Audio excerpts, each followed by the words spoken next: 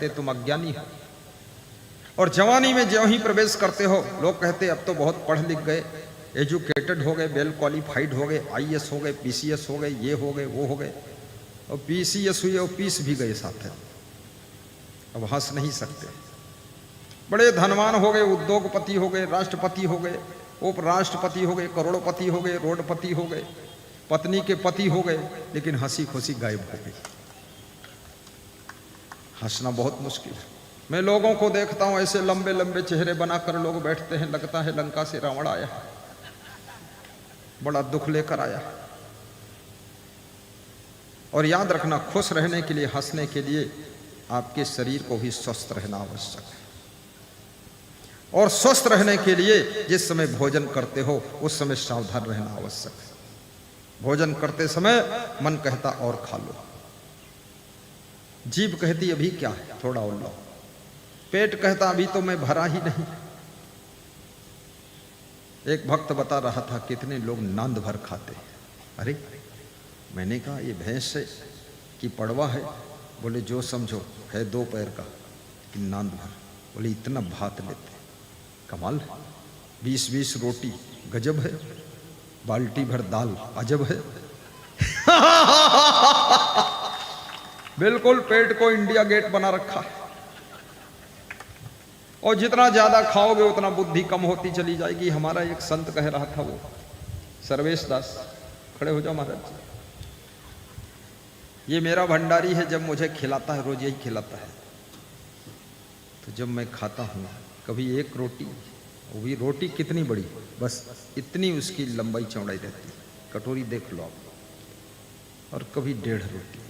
तो बोलता है इतना अगर सब लोग खाएं तो चल भी नहीं पाएंगे।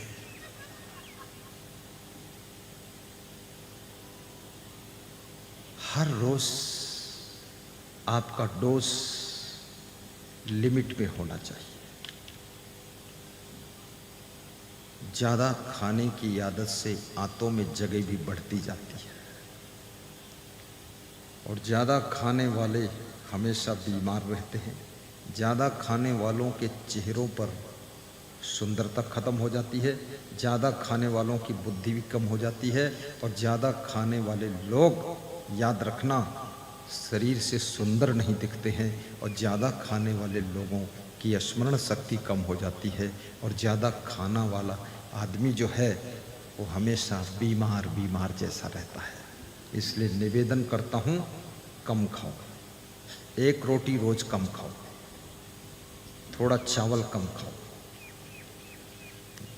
1 रोटी की कीमत 2 रुपया है, थोड़ा चावल कम खाओ 1 रुपये का, 3 रुपये हो गए। और थोड़ा सब्जी भी कम लो, दाल भी कम लो, 2 रुपये की 5 रुपये हो गए। यही 5 रुपये उठाकर नित्य दान कर दो। नित्य दान करोगे ये बहुत बड़ा दान होगा, और इस दान से तुम्हारा तबीयत भी ठीक रहेगा, और ये सबसे बड़ा पुण्य हो जाएगा। लोग कहते हैं हमारे पास तो पैसे नहीं, हम दान क्या करें। अब दान क्या, नांद भर खाओगे तो दान नहीं हो पाएगा। जब 1000 रुपये दारू पियोगे, दान कहाँ से होगा? दारू में ही दान चल रहा है। खूब सिगरेट पियोगे, तमाकू खाओगे, दान क्या करोगे? सारी बुराइयों में आग लगा दीजिए, छोड़ दीजिए, सारी आदतों को जीत लीजिए, फिर देखिए धन कमाना एक कला है, धन बचाना दूसरी कला है, और बचे हुए धन से खुद को बचा पाना ये तीसरी कला है, और बचे हुए धन को सही जगह खर्च करना ये चौथी कला है, और बचे हुए धन में से कुछ धन बचा करके लोक परलोक संवारने के लिए पुण्य में लगाना ये जीवन की साधना है। बोलिए सद्गुरु भगवान की जय।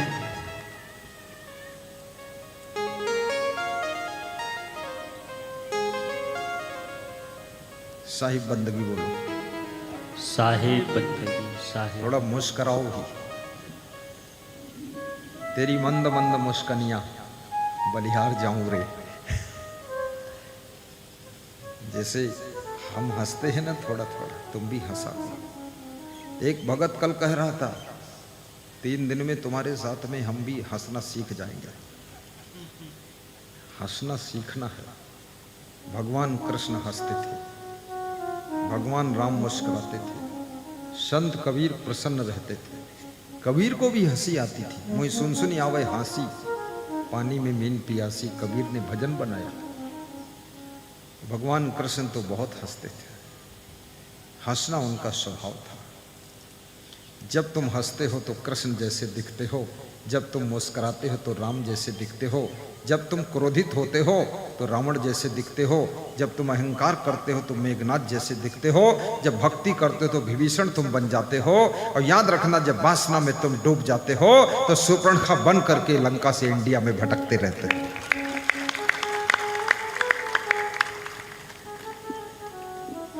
भगवान के गुण भी धारण करो अपने अंदर। भगवान की भक्ति तो वही है जो भगवान के गुण आपके अंदर होना चाहिए। भगवत गुण नहीं आए तो काहे की भक्ति। गुरु के अच्छे अच्छे लक्षणों को धारण करो, और जिनमें गुरु के लक्षण ना हो उनको त्याग कर दो। जब तक गुरु मिले नहीं सांचा तब तक गुरु करे 10 पांचा। कहां तुम फंस गए लोफड़ गुरु में।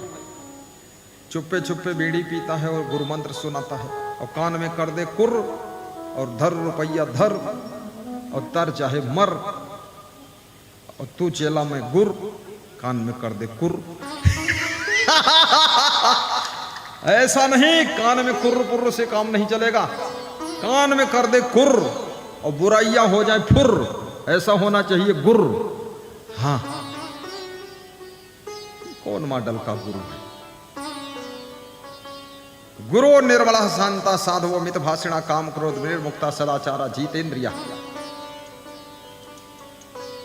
यस्य दर्शन मात्रेण मनसा स्यात् प्रसन्नता स्वयं भूया धृति शांति सा भवेत परमो गुरु ज्ञानम वैराग्यम ऐश्वर्यम यशा श्री समुदाहृतम खड्गुणे यश्रिक्तो ही भगवान श्री गुरु प्रिय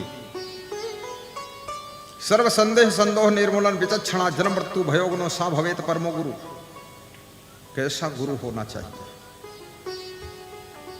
स्कंद पुराण में शिव जी पार्वती को समझाते हैं कि गुरु जिसमें आत्मज्ञान हो, जिसमें वैराग्य हो, ज्ञानम वैराग्यम, ऐश्वर्यम जिसमें नाना प्रकार के गुणों का ऐश्वर्य हो, यशा श्री समुदाहृतम जो यशस्वी भी हो,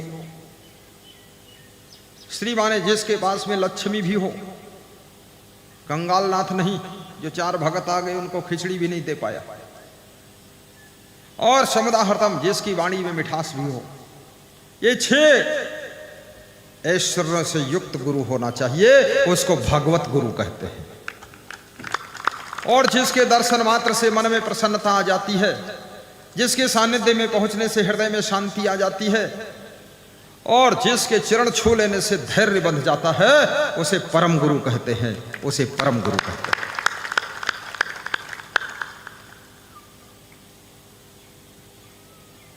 गुरु भी सोच समझ कर करना चाहिए, जल्दबाजी में गुरु मत बनाइए। और ऐसा भी नहीं कि जिंदगी भर सोचते ही रहो, बना ही न पाओ। एक 70 साल का आदमी मिला, लोगों ने पूछा तुम्हारे बच्चे कितने हैं? अरे बोले अभी पूछो, शादी ही नहीं हुई, बच्चे क्या होंगे? बोले शादी क्यों नहीं हुई? बोले अभी ढूंढ ही रहा हूं, कोई पसंद लड़की ही नहीं मिली। तो 70 साल के हो गए, पसंद ही नहीं मिली। बोले कुछ न कुछ कमी मिलती है उसमें। बोले कोई पसंद आई तुम्हें? बोले एक पसंद आई थी। तो बोले फिर? उसको मैं पसंद नहीं आया, तो मैं कुंवारा घूम रहा, 70 साल के बुढ़ऊ हो गए। वैसा भी नहीं कि जिंदगी भर गुरु ढूंढो, गुरु कोई कर ही न पाओ। ज्ञान वैराग्य हो उसको गुरु बना लीजिए, ब्रह्मचारी हो उसको गुरु बना लीजिए, जीतेंद्रिय हो उसको गुरु बना लीजिए, सुंदर स्वभाव का हो उसको गुरु बना लीजिए, मन पवित्र हो उसको गुरु बना लीजिए, संयम नियम में पूर्ण हो उसको गुरु बना लीजिए, नशा व्यसन से मुक्त हो उसको गुरु बना लीजिए, काम क्रोध लोभ मोह से ऊपर उठा हो उसको गुरु बना लीजिए। जो मोह ममता में खुद ही फंसा हुआ वो गुरु किस काम का? कीचड़ से कीचड़ नहीं छूटता है, खून से खून नहीं छूटता है। कीचड़ को छुड़ाने के लिए निर्मल जल की आवश्यकता पड़ती है, याद रखना। जो माया मोह में खुद ही फंसा हुआ है वो तुमको माया मोह के कीचड़ से पार नहीं कर सकता है। ऐसा गुरु होना चाहिए जो स्वयं माया मोह से पार होना चाहिए, नशा व्यसन से पार होना चाहिए। बोलिए सदगुरु भगवान की जय। सदगुरु कबीर साहिब की जय। जय। गुरु करे जान के पानी पिए छान के। एक बात और याद रखना, गुरु बिन भव नित तरय न कोई, जो विरंच संकर सम होई। गुरु के बिना भवसागर से पार भी नहीं होंगे आप। कर्णधार सदगुण दृढ़ नावा, दुर्लभ साज सुलभ करी पावा। इसलिए गुरु बिनु भव निधि तरई न कोई, जो विरंच शंकर सम होई। गुरु बिनु भव निधि तरई न कोई, जो विरंच शंकर सम होई। गुरु के बिना भवसागर से पार नहीं हो सकता। गुरु बिनु मनुष्य देह भय बिरथा, धन सुत नारी भोग बेअर्था। गुरु की कृपा अमर पद पावे, अमर आई अमर रही जावे। राम कृष्ण से को बड़ा, उन्हों तो गुरु की। तीन लोक के वे धनी, गुरु आगे आधीन। राम कृष्ण भगवान, राम ने बचपन में ही गुरु बना लिया था गुरु वशिष्ठ को। और याद रखना, जब राम बड़े हुए जवान हुए तो राम भगवान ने विश्वामित्र को सदगुरु बनाया था। दत्तात्रेय ने 24 गुरु बनाए थे।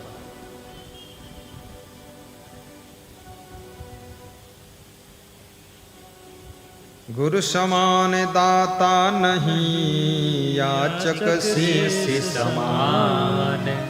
तीन लोक की संपदा, सो गुरु दीन्हि दान। इस सभा में ऐसे कितने लोग हैं जो गुरु बना चुके हैं? जरा हाथ ऊंचा करके बताएं। कमाल है, सब गुरु बना चुके, तो मैं किसको चेला बनाऊंगा? नीचे करो। बहुत अच्छा। चंडेश्वर महादेव का स्थान है, जहाँ सभी भक्तगण ही आए हैं, शिष्यगण आए हैं, गुरु नामी आए हैं।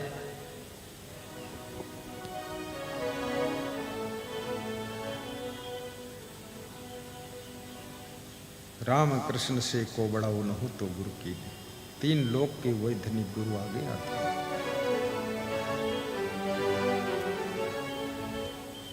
तो सदगुरु कबीर साहिब कहते हैं, अरब खरब लो द्रव्य हो उदय अस्त लो राज, भक्ति महात्म ना तुले ये सब कौने काज।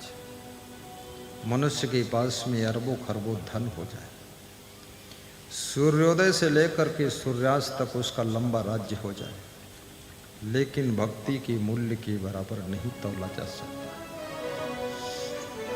क्योंकि संपत्ति से सामान मिल सकता है, संपत्ति से सुविधा मिल सकती, लेकिन शांति नहीं मिल सकती, मुक्ति नहीं मिल सकती। छूटेगी संपत्ति यहाँ की यहीं पर, तेरे कमर में न धेला रहेगा। अरे मन ये 2 दिन का मेला रहेगा, न कायम जगत का झमेला रहेगा। जब मनुष्य मर जाता है, लाश कफन में लपेटकर अर्थी पर लेकर के चल देते हैं लोग, तो कौन कौन साथ जाता है? पत्नी भी साथ चलेगी तो केवल द्वार तक, गांव के लोग चलेंगे तो केवल शमशान तक, बेटा भी हक निभाएगा तो केवल अग्नि दान तक। और क्या होगा? इससे तो अच्छा भजन ही है साथी, इससे तो अच्छा भजन ही है साथी। भजन के बिना तू अकेला रहेगा। अरे मन ये 2 दिन का मेला रहेगा, न कायम जगत का झमेला रहेगा, न कायम जगत का झमेला रहेगा। मनुष्य की जिंदगी में 2 दिन मेला लगता है।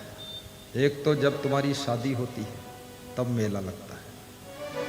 तुम घोड़े पर बैठकर चलते हो, तुम दूल्हा बनते हो, बाकी सब नीचे चलते। कोई नाचता है, कोई कूदता है, कोई बाजा बजाता है, कोई पटाखा फोड़ता है, तुम घोड़े पर बैठे हो सबसे ऊंचे। एक दूल्हा घोड़े पर बैठा जा रहा था तो घोड़ा बीच बीच हंसता था, ही ही ही ही ही। तो दूसरे घोड़े ने पूछा, तू हंसता क्यों है? तेरी पीठ पर दूल्हा बैठा, तू हंसता क्यों? बोले, मैं इसलिए हंस रहा हूँ, ये जो मेरी पीठ पर बैठा है, घोड़े की पीठ पर, ये दूल्हा है। ये आज भर बैठ ले, ये दूल्हा है, कल से इसको जिंदगी भर घोड़ा बनना पड़ेगा। इसलिए मुझे हंसी आ रही ही कर रहा हूं। ये घोड़ा भी समझ गया, लेकिन जो घोड़े के ऊपर बैठा हो अभी भी नहीं समझा। जो घोड़े के ऊपर नहीं बैठ पाए, वो बैठने की तैयारी कर रहे।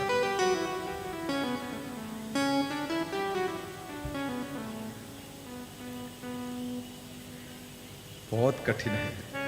तो एक तो मेला तब लगता है जब तुम्हारी शादी होती है।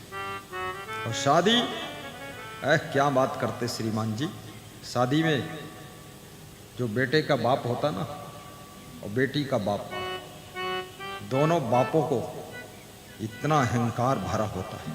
कर्जा ले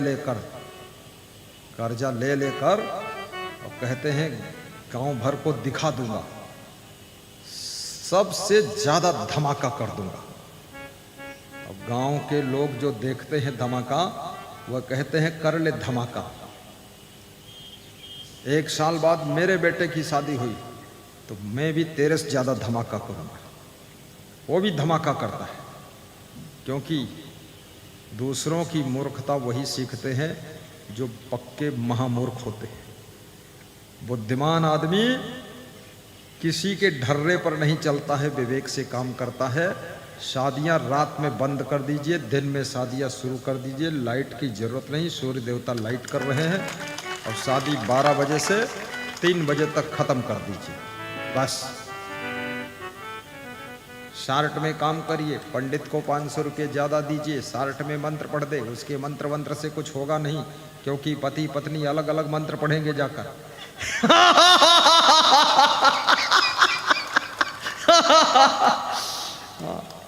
फालतू वहां गणपति गंगवा कर रहा है। अरे ये गंगवा वाले हैं, गंदा नाला वाले हैं लोग। जल्दी निपटाइए, एक टाइम भोजन बस।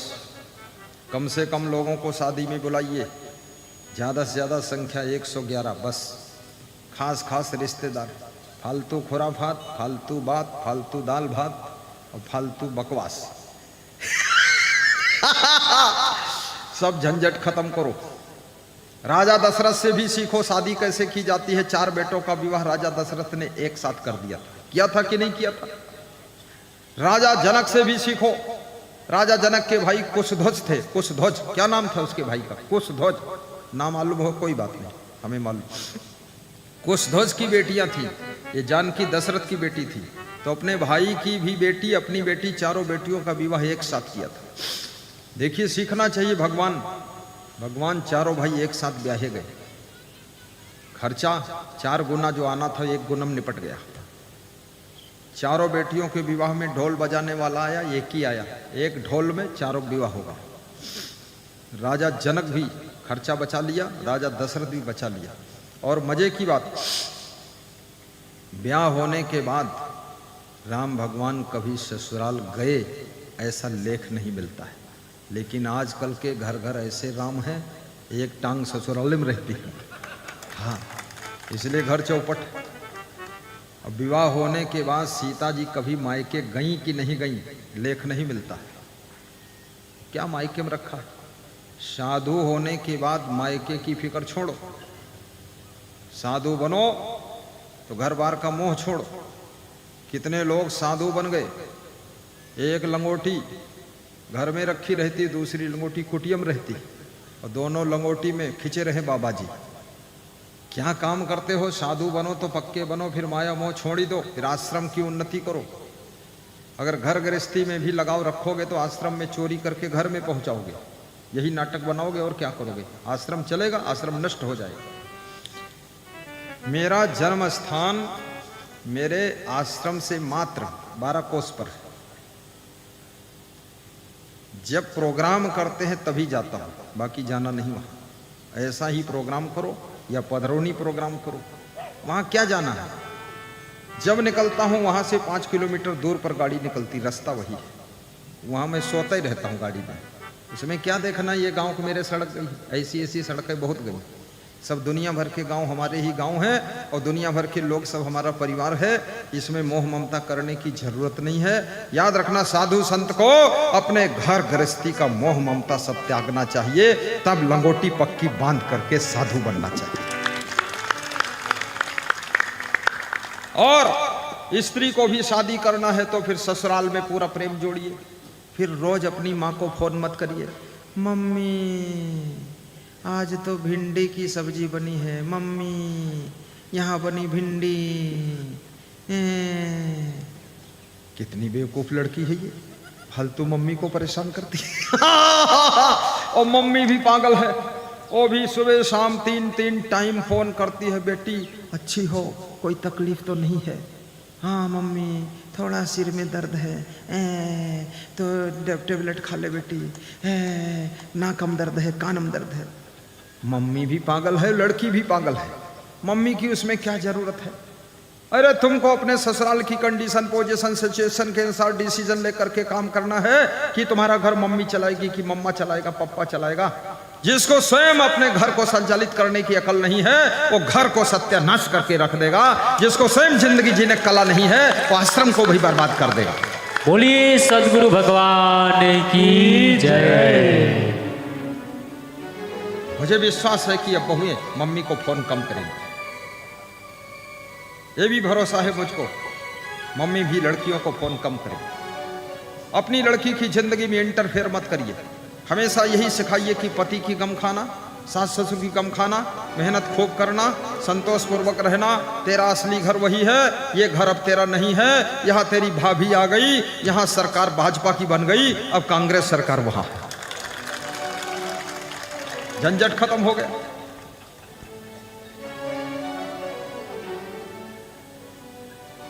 रोज रोज पापा को फोन लगा रहे, फालतू, कोई आवश्यकता नहीं।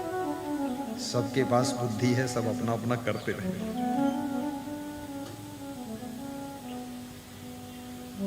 सकल पदार्थ हैं जग माही, सकल बहुत खुश है सब भगत लोग। हंसना ही है जिंदगी में, हंस करके अच्छा काम करना। पावत नाहि कर्महीन नर पावत नाहि, करल पदार्थ हैं जग माही। किसी भी स्त्री का काम, लड़की का काम, बहू का काम मायके से चलने वाला नहीं है। इसलिए अपने ससुराल को सुंदर बनाइए, पूरे परिवार को प्रेम के धागे में जोड़कर रखिए। Management, arrangement, settlement super, decision अच्छा लीजिए, सबसे कनेक्शन, रिलेशन टॉप कर रखिए। इन्फेक्शन अपने घर में मत फैलने दीजिए और डायरेक्शन सबको अच्छा दीजिए। स्वयं अपने आप को सही रास्ते पर चलाइए। छोटी उम्र में बहुत कमाल कर सकते। 23 साल की उम्र में जॉर्ज वाशिंगटन अमेरिका के राष्ट्रपति बन गए थे। हमारे गुरु ने 23 साल की उम्र में हमको सारा शासन सत्ता वहां का दे दिया था कि तुम हो यहाँ के पक्के। तो हमने कहा आप ही हो पक्के, दोनों मिल के चला। आश्रम का विकास शुरू हो गया। हर सासू थक चुकी है चाबी ताला से, हर ससुर थक चुका है, हर माँ बाप थक चुके हैं। वो चाहते हैं बेटा और बहू योग्य हो जाएं तो अपनी जिम्मेदारी का भार उनके ऊपर डाल दूं और मैं थोड़ा अब आराम से रहूं। सब थक चुके हैं। लेकिन योग्य बेटा होना चाहिए, योग्य बहू होनी चाहिए, तभी तो भार छोड़ा जाएगा। योग्य शिष्य होना चाहिए। कहीं ऐसा हुआ अयोग्य के हाथ में जिम्मेदारी सौंप दी, वो सब दारू पी रहा है, उल्टा पलटा काम कर रहा है, पता चला कि बुढ़ापे में तुमको भी नरक हो गया। योग्य हो जाओ, और योग्य व्यक्ति को पा करके कौन नहीं जिम्मेदारी से हल्का होना चाहता है। अपने आप को योग्य बनाइए, और योग्य व्यक्ति को कभी कोई हरा नहीं सकता, उसकी हार नहीं होती। चाहे आप राजनीति में चले जाइए, ईर्ष्या द्वेष मत करिए किसी से, और कभी हार हो जाए तो हार को गले का हार बनाकर पहनिए, मुस्कराइए। हार से ही एक दिन जीत का द्वार खुलता है। डरना नहीं है, हार में ही जीत का द्वार। और ये भी याद रखना, ईमानदारी, जिम्मेदारी, वफादारी, बहादुरी, मेहनत, इसका फल हमेशा मिलता है। चाहे आप साधु बनो, साधुओं में भी जब गुरु चुनाव करता है तो ऐसे व्यक्ति का चुनाव करना चाहता जो ईमानदार हो, वफादार हो, मेहनती हो, आलसी ना हो, निकम्मा ना हो, सहनशील हो, क्रोधी ना हो, लोभी ना हो। ऐसा नहीं कि आश्रम का सामान ले जाकर कहीं और दे दे। बिल्कुल गुणवान व्यक्ति को गुरु चुनना चाहता है। हर माँ बाप इस इंतजार में है मेरा बेटा गुणवान भी होना चाहिए, बहु गुणवान हो। राजनीति में भी गुणवान व्यक्ति का इंतजार हो रहा है, हर पार्टी इंतजार कर रही है। और याद रखना, दुनिया में जहां भी रहो, अपनी प्रतिभा के सूर्य को उदय होने दीजिए। आपकी प्रतिभा के सूरज के ऊपर बुराइयों के बादल नहीं आने चाहिए, अवगुणों का कोहरा नहीं आना चाहिए। ज्ञान की आंधी से उड़ाते रहिए इसको। आपकी प्रतिभा का सूरज चमकना चाहिए। धनवान भी बनो, महान बनो, गुणवान बनो, चरित्रवान बनो, वैराग्यवान बनो, श्रद्धावान बनो, ज्ञानवान बनो, चरित्रवान बनो, विचारवान बनो, विवेकवान बनो, बुद्धिमान बनो। गुण के ग्राहक सहस्र नर, बिन गुण लहाय ना कोई। बोलने का भी गुण अच्छा होना चाहिए। किसी राजा के राज दरबार के सामने पीपल का पेड़ था। उस पीपल के पेड़ की डाल पर एक कोयल आकर बैठ गई, और कोयल में मीठा बोलने का गुण होता है। जब कोयल बोली तो राजा बड़ा खुश हुआ। बोले ऐसी कौन चिड़िया है इतना मीठा बोलती? इस चिड़िया को, ए मंत्री, इस चिड़िया को जाल में फंसाओ और इसको पिंजड़े में रखो। इसकी रोज मीठी बोली सुनूंगा, ये जो खाएगी वो खिलाऊंगा, इसको रोज देखूंगा, दर्शन करूंगा इसका। तो मंत्री ने आदेश दिया, जाल फेंको। जाल लाने में, फेंकने में थोड़ा टाइम लगा। जब फेंका, चिड़िया फंसी। कौन चिड़िया फंसी? कोयल तो बोलकर उड़ गई, लेकिन उसी डाल पर, उसी जगह पर उल्लू आकर बैठ गया। उल्लू फंस गया। उल्लू ही फंसता है, गुणवान नहीं फंसता है। जितने सब फंसे हैं उल्लू ही फंसे। उल्लू फंस गया जाल में। अब उल्लू को पिंजड़े में रखा गया, सोने के पिंजड़े में। अब राजा उल्लू का दर्शन कर रहा था। अब राजा को क्या पता यही चिड़िया थी, वो सोचता यही थी। तो राजा कहता है, हे चिड़िया, वही बोली बोलो जो दोपहर में बोला था। तो उल्लू क्या करता है? उल्लू रोता है और दुखी होता है और टेंशन में है, और कहता है, कोयल को क्या बोल रहा है?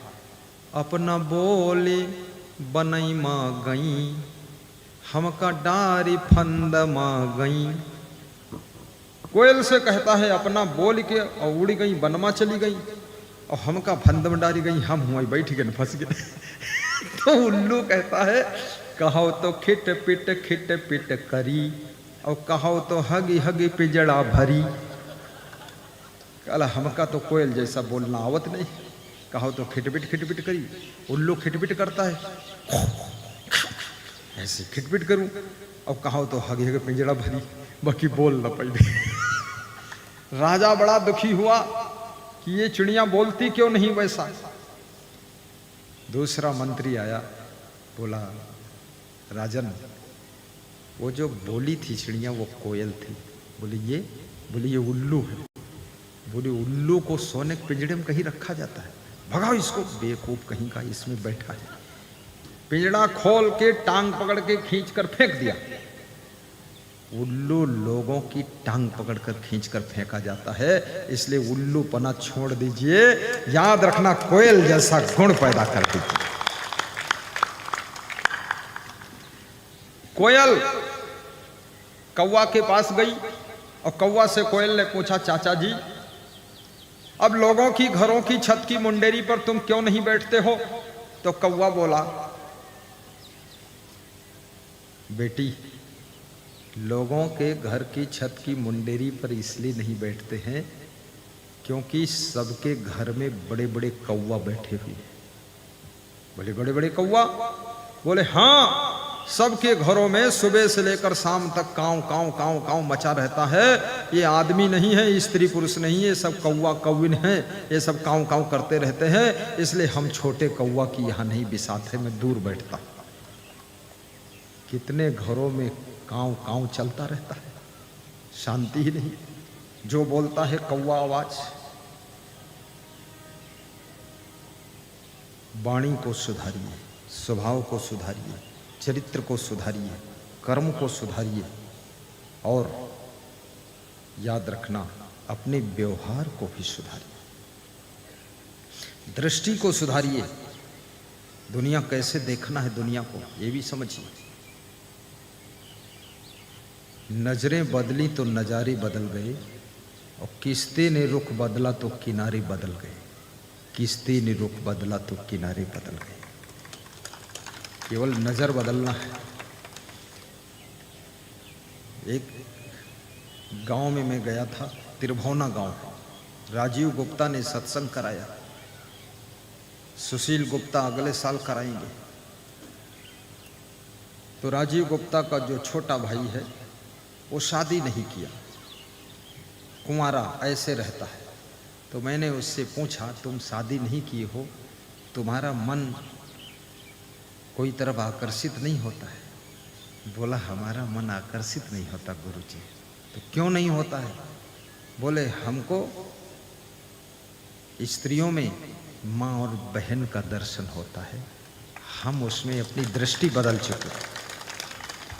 रहते तो अभी घर ही में हैं, लेकिन हमारी दृष्टि शुद्ध है तो हमारी लिए सृष्टि भी शुद्ध है।